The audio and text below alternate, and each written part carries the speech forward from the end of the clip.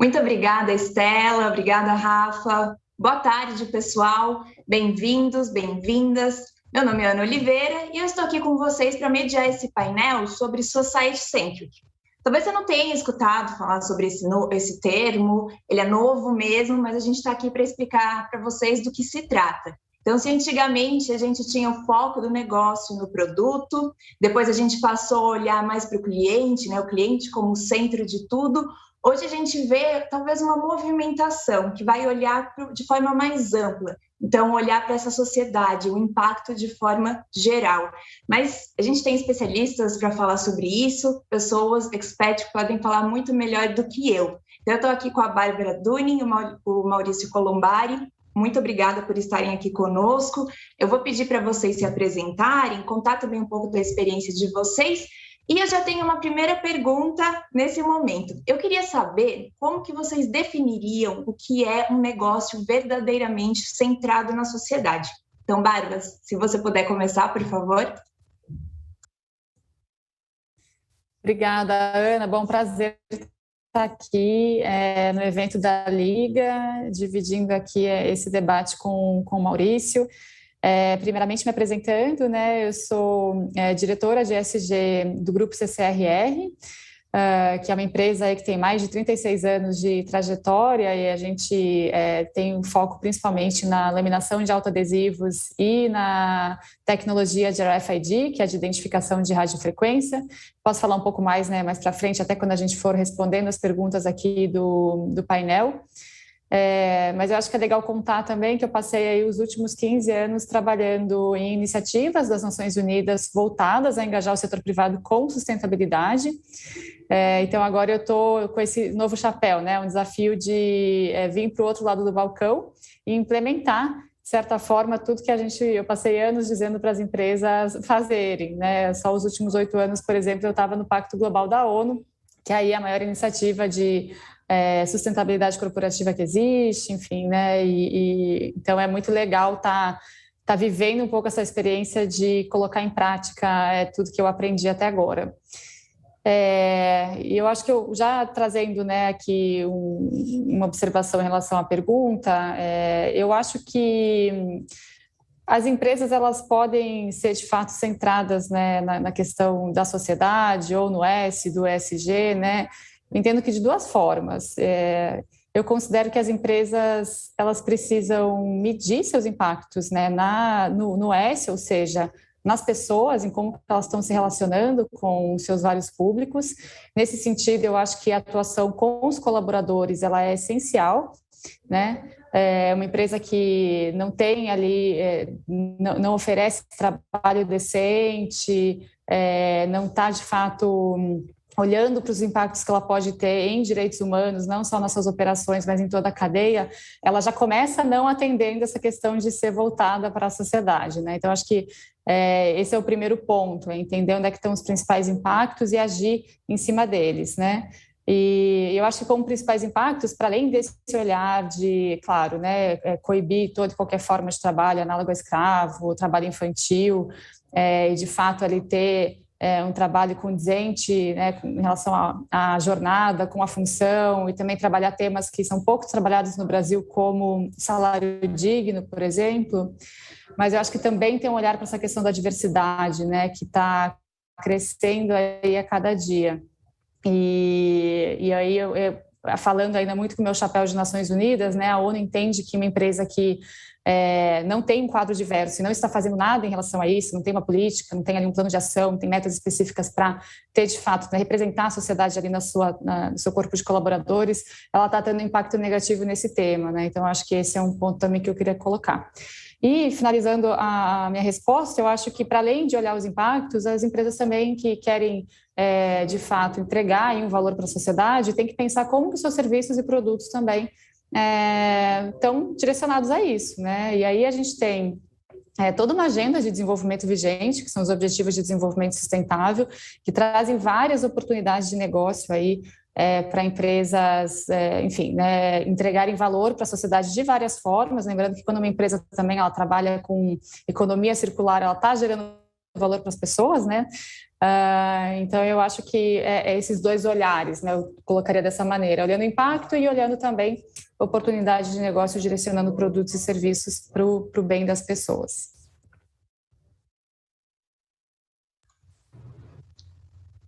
De minha parte, se pudesse apresentar. Isso, beleza, muito obrigado. Enfim, boa tarde a todos. Em primeiro lugar, agradeço a Liga pelo convite. Prazer, Ana, estar contigo. Prazer estar com você também, Bárbara. Então, eu sou Maurício Colombari, aqui da PwC. Eu sou responsável pela área de ESG. Nós somos uma empresa aqui de auditoria e consultoria. E, para nós, ESG tem dois significados, né? Primeiro é o significado interno da PwC, ou seja, toda a nossa responsabilidade social, os nossos compromissos ambientais. Acabamos de divulgar compromissos para sermos net zero de emissões até 2030, com metas baseadas na ciência, enfim. Então, acho que super importante o aspecto interno. E também nós temos apoiado as empresas nessa jornada, né? Como a Bárbara falou, tem muita oportunidade, muito desafio. E eu acho que hoje o que a gente discute, a minha visão ela é muito alinhada com a Bárbara. A resposta da Bárbara nesse contexto ela foi super completa.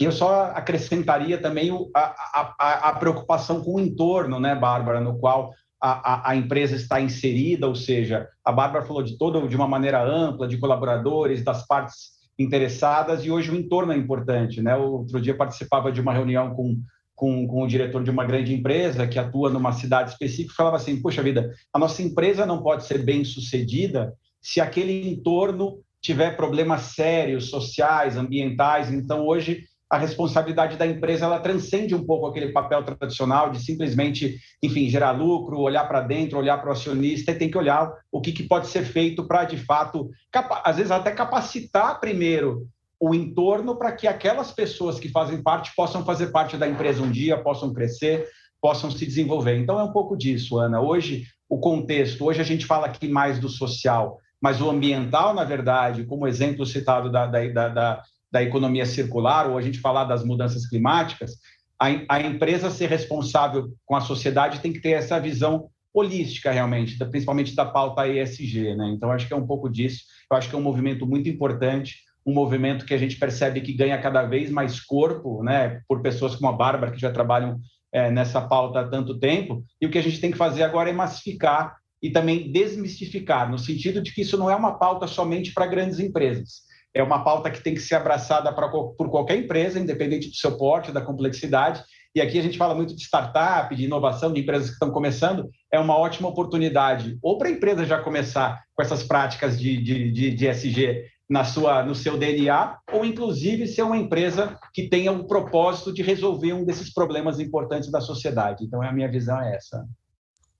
Eu acho que uma coisa que é bacana de comentar é que, se a gente parar para pensar, esses conceitos todos não são exatamente novos, né? Eu lembro de uma vez uma conversa com a Bárbara em que ela comentou que, quando a gente olha para o ESG, a sigla, cada uma das letras ali não são novas. A novidade estaria em colocar essas três em pé de igualdade. Então, a gente vai falar de questão ambiental, social e de governança, as três sendo importantes da mesma forma para o sucesso do negócio.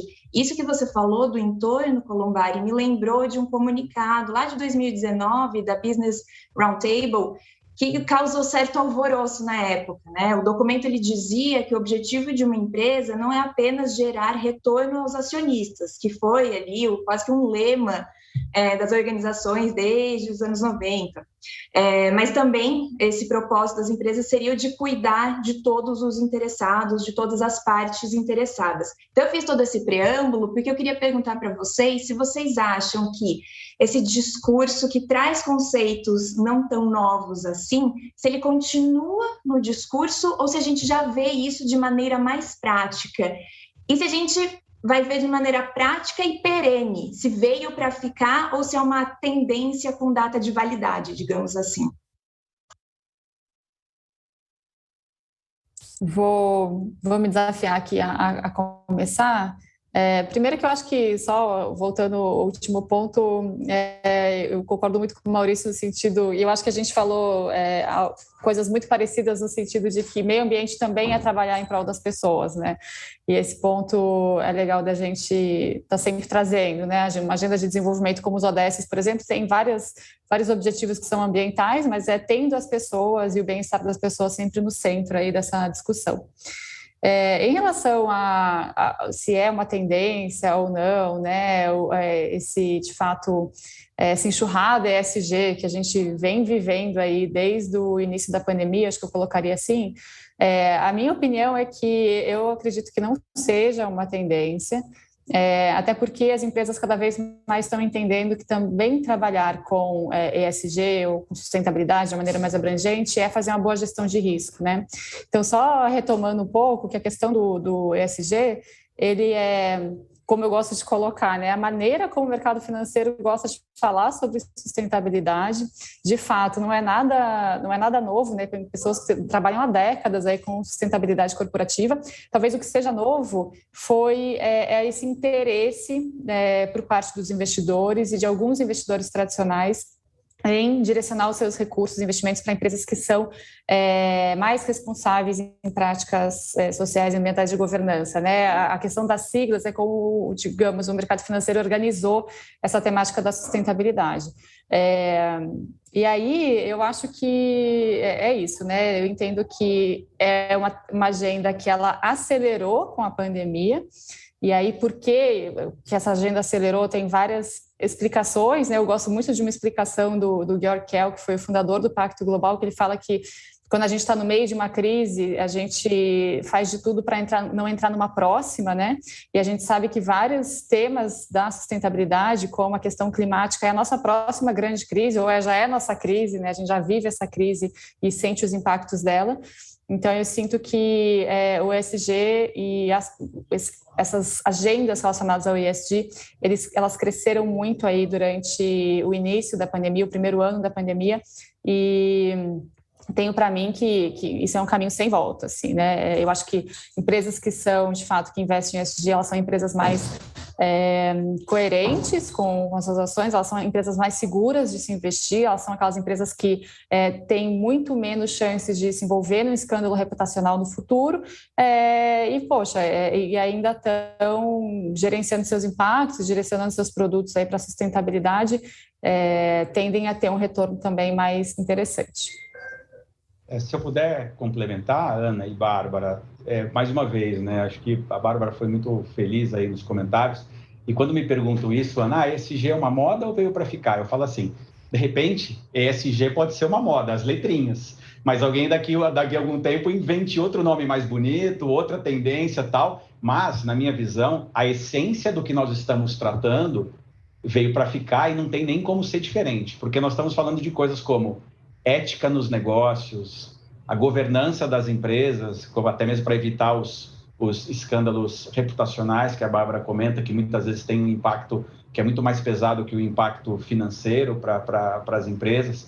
A questão das mudanças climáticas, que acho que hoje é um dos principais desafios do planeta e as pessoas estão acordando para isso, né? Ontem mesmo nós organizamos um evento aqui na PwC com o professor da USP, Paulo Artacho, que é uma verdadeira autoridade mundial no tema, e nos explicava que se a gente de fato não fizer o que tem que ser feito, nós vamos estar entrando num caminho praticamente sem volta. Nós estamos ainda em tempo de corrigir, obviamente algumas coisas já são irreversíveis, mas a maioria das coisas podem ser feitas. A própria questão da desigualdade social que a gente vive aqui no Brasil, porque hoje essa pauta ESG no mundo todo, ela tem um foco ambiental grande, exatamente por essa questão das mudanças climáticas, mas ela tem que ser adaptada para cada país, para cada região, para cada empresa especificamente. E aqui no Brasil, o tema da desigualdade social é um tema que a gente vive há tantos anos e ainda a gente vai demorar muito tempo para corrigir, mas o que eu acho importante é que as pessoas se sintam mais indignadas, né, de ver, né? Por exemplo, quando a gente anda pelas ruas,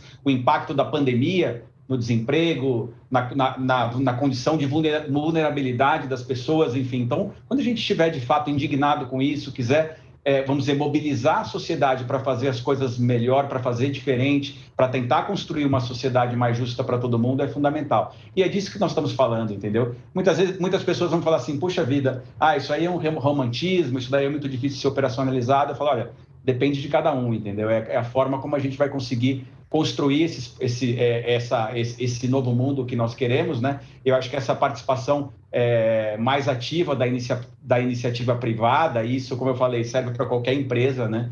Muitas empresas que fazem parte aí da Liga têm esse propósito aí de resolver problemas da sociedade. Isso acho que em conjunto a gente tem como construir sim aí um futuro melhor.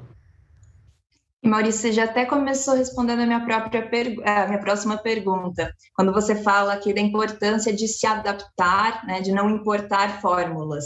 Isso é um estudo recente que mostrou que 79% dos CEOs de empresas de tecnologia concordam que o crescimento da sua organização será determinado pela capacidade de mudar para uma economia de tecnologia limpa. Só que sempre tem um só que, 45% eles enfrentam dificuldades, né? Estão encontrando algumas dificuldades para vincular a sua estratégia de crescimento a um propósito social mais amplo. E aí você falou dessa questão de adaptação, minha pergunta é, quais os pontos de atenção e quais as mudanças necessárias para essa transformação? Não querer importar fórmulas mágicas, eu diria que seria um deles, né, Maurício? Então, eu acho assim, Ana, muitas vezes, e essa dificuldade está no mundo inteiro. As nossas pesquisas indicam que as dificuldades que são encontradas no Brasil são as mesmas que são encontradas em países mais desenvolvidos, principalmente na Europa, que já estão tratando dessas questões há muito mais tempo, né? E hoje aqui a gente está discutindo principalmente a pauta social. Ela é uma pauta um pouco mais difícil de ser tangibilizada, né? Então, vamos dizer assim, a pauta ambiental, quando a gente fala no exemplo da Bárbara, a economia circular, a gente consegue pensar em coisas objetivas que podem ser feitas em termos de reuso, de reciclagem, de ciclo de vida de produto, enfim, mudanças climáticas, por mais que é um problema super complexo de ser tratado, ele é um problema que você consegue tangibilizar o que precisa ser feito. Eu consigo medir o quanto que eu tenho de emissões de gases do efeito estufa e o que eu tenho que fazer para mitigar essas emissões. Pode ser que eu chegue à conclusão que eu não tenho condições de fazer os investimentos necessários, mas é tudo bem tangível. Essa parte social, esse é o ponto, né?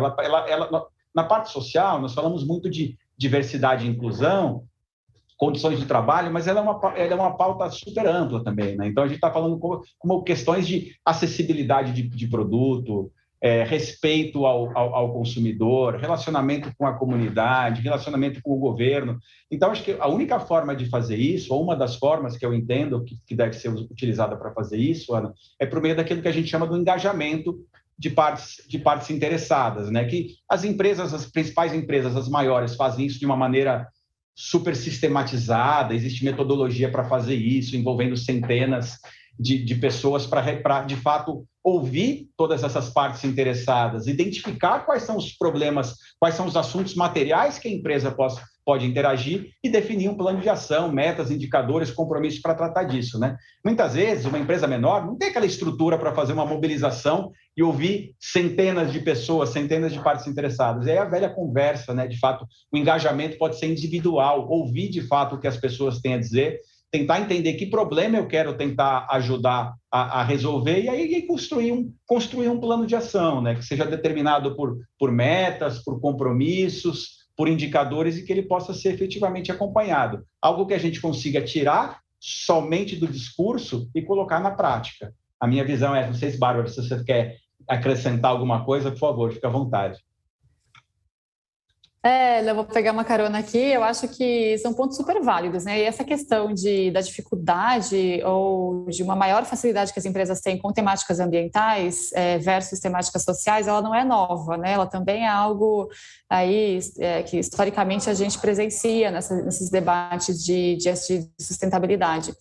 Agora, tem muita coisa que as empresas podem fazer, né? E para além aí dos pontos que o Maurício trouxe, além da questão também de desenvolvimento regional, que ele falou, né, que relações com a comunidade, que eu acho que é super chave. No nosso caso, por exemplo, nossa maior planta, por exemplo, está em Campo Mourão, né, que é uma cidade do interior do Paraná. E a gente, de fato, vê o quanto a empresa é importante para a cidade, 90% aí, mais de 90% da nossa força de trabalho é local e de fato, faz uma diferença enorme. Mas eu acho que eu queria trazer também um ponto para um olhar que eu acho que as empresas ainda não têm, ou têm mais dificuldade de ter em relação a direitos humanos mesmo. E aí, quando eu estou trazendo esse ponto, até mesmo no entendimento dos conceitos relacionados a o que são direitos humanos e possíveis violações a direitos humanos, e não só na sua operação, mas em toda a sua cadeia, né, que é onde geralmente está o gargalo aí das empresas.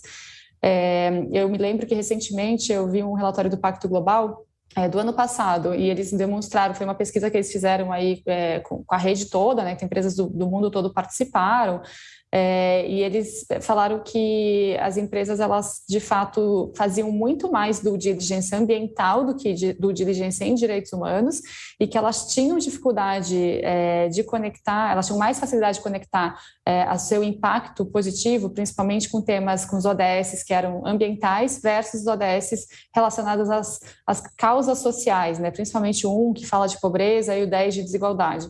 Ora, a gente está vivendo aí uma crise enorme, né, que não acabou e que aprofundou muito aí essa questão da desigualdade no mundo, né? O relatório da Oxfam do início do ano foi um tapa na cara para todo mundo, o quanto que a desigualdade, o fosso aumentou mais ainda, né?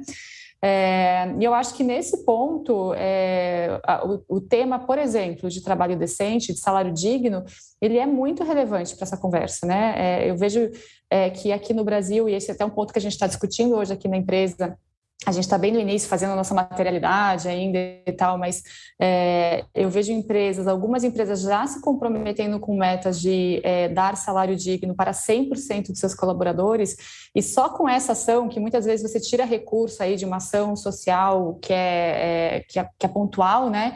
O que você pode ajudar de fato com a questão da desigualdade e da pobreza é muito mais relevante. Então, eu acho que esse tipo de discussão para a parte social, ela precisa ser mais impulsionada de fato na questão das empresas que estão aí se engajando com ODS, com sustentabilidade e ESG. E só terminando, eu acho que é um ponto que o Maurício trouxe também, e que é muito importante, né? Você mesmo colocou, não tem fórmula mágica. Não tem fórmula mágica, mas ninguém foge da materialidade. A materialidade, ela é muito importante, é o que vai dar base para toda a sua estratégia ESG ou de sustentabilidade, o nome que você queira dar, com base nos seus temas materiais, principalmente olhando seus impactos negativos, que você vai conseguir ter uma estratégia que para de pé. E nem toda empresa faz essa parte bem. Eu sinto, às vezes, que vejo muitas empresas que acabam direcionando o recurso para ações que vão ter uma visibilidade legal naquele momento, mas não é para o impacto mais urgente ou mais severo, né? Eu acho que esse tipo de coerência é importante também a gente puxar. Você falou aqui de algumas questões de meta, achei super interessante, Bárbara, e também as contribuições do Maurício. E aí eu fiquei pensando aqui como que a gente traz também essa conversa associando com inovação, né? Esse tema que a gente tem falado aqui ao longo de 3 dias, com muito conteúdo. Aliás, se você perdeu algum conteúdo, você pode assistir, aproveite para compartilhar, porque inovação não é luxo, é uma coisa importante para todas as empresas. E aí eu queria saber de vocês, qual o papel da inovação na construção de um mundo dos negócios sustentável em termos meio ambiente, sociedade, governança? Como que a inovação também pode ajudar nesse sentido, né? Para além das metas que nós já comentamos. Se você quiser comentar, começar falando, Bárbara. Eu acho que a inovação é um tema transversal, né? A sustentabilidade é um tema transversal à própria Agenda 2030 da ONU, né? Ele é um dos mecanismos de implementação aí que a maioria dos objetivos e metas vão precisar de investimento em tecnologia e de inovação para serem alcançados. Trazendo um pouco assim para a realidade que eu vivo hoje, né? Eu estou numa empresa que a gente faz a bobina de autoadesivo que vai virar um rótulo e que vai ser utilizada aí pelo dono de uma marca, né? Como a Natura, a Unilever, Nestlé, e vender para os consumidores. A gente está investindo muito em P&D agora para que a gente tenha materiais mais sustentáveis, né, mais inteligentes para a gente fazer rótulos, né, autoadesivos que vão virar rótulos e etiquetas no futuro e que já tenham um componente de material reciclado, ou então que sejam, que possibilitem a reciclagem pós-uso, ou que seja bio-based, como a gente chama. E eu, sem uma área de P&D aqui, sem investimento nisso, eu não consigo avançar. Né? Então, acho que esse é um dos exemplos que a gente pode dar nesse sentido da parte de tecnologia. Só um.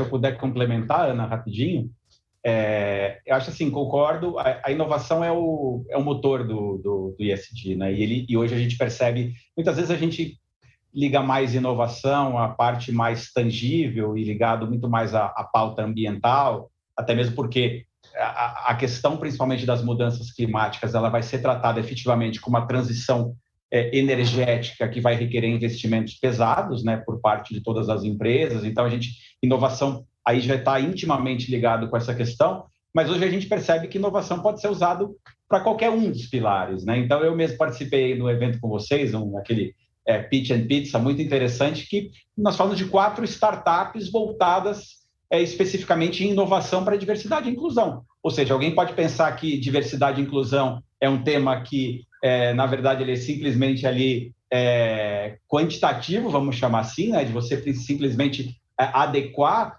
a questão da diversidade de gênero, de raça, ou o que seja, mas o pessoal trouxe aqui iniciativas fantásticas, né? De como pode acelerar a diversidade e inclusão nas empresas por meio de inovação. Na parte de governança é a mesma coisa. Hoje existem diversas ferramentas, diversos processos que podem aprimorar a governança de uma empresa. Então, para mim, a inovação vai desde uma mudança radical do processo de produção até uma pequena mudança que pode ser simples, pode ser implementada de maneira simples, vai fazer a diferença nos negócios, entendeu? Então, acho que a inovação vai estar sempre intimamente ligada com a pauta ESG.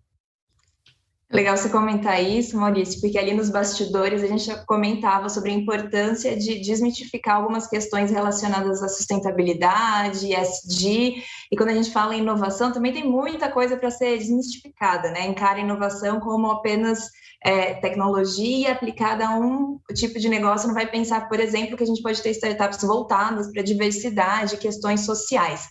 Bem, a nossa conversa está ótima, mas a gente está chegando ao final. Eu tenho uma última pergunta. Na edição passada do Liga Open Innovation Summit, a gente perguntou para os convidados o seguinte, uma pergunta um pouco inusitada. A gente falou, olha, se aparecesse um gênio da lâmpada na sua frente, o que você pediria de inovação para solucionar uma dor, uma questão importante para vocês? E aí eu vou colocar um detalhe a mais, customizar essa pergunta e dizer, se vocês pudessem pedir para esse gênio da lâmpada uma inovação que solucionasse questões voltadas para a sociedade, que tornasse os negócios mais society-centric, o que seria? Se quiser começar, Bárbara. Essa pergunta não é fácil, né? Olha, eu, assim, pensando no meu dia a dia hoje, né, a gente, como toda empresa, tem algumas dores na estratégia de ESG. Eu acho que a inovação me ajudaria muito, para além dessa questão da gente ter um portfólio mais sustentável, que é o que a gente já está buscando, também seria muito importante, também é uma frente que a gente está olhando, a gente ter mecanismos hoje no Brasil para reciclagem do nosso principal resíduo hoje, que chama refis de autoadesivo. A maioria das empresas do setor manda isso para coprocessamento, a gente está querendo criar subprodutos com isso, acho que seria um ponto bem prático assim, para trazer. E além disso, a gente também vai ter, né, toda uma estratégia para essa questão de diversidade. Isso vai, com certeza, também esbarrar na formação de mulheres para ocuparem cargos que são tradicionalmente masculinos numa indústria, né? Tem N formas de fazer isso, mas eu entendo que talvez um aplicativo que pudesse nos ajudar nisso, com essa parte de educação à distância e com foco especificamente no nosso setor, seria maravilhoso. Então, são super brainstorming aqui, é o que me vem à cabeça agora.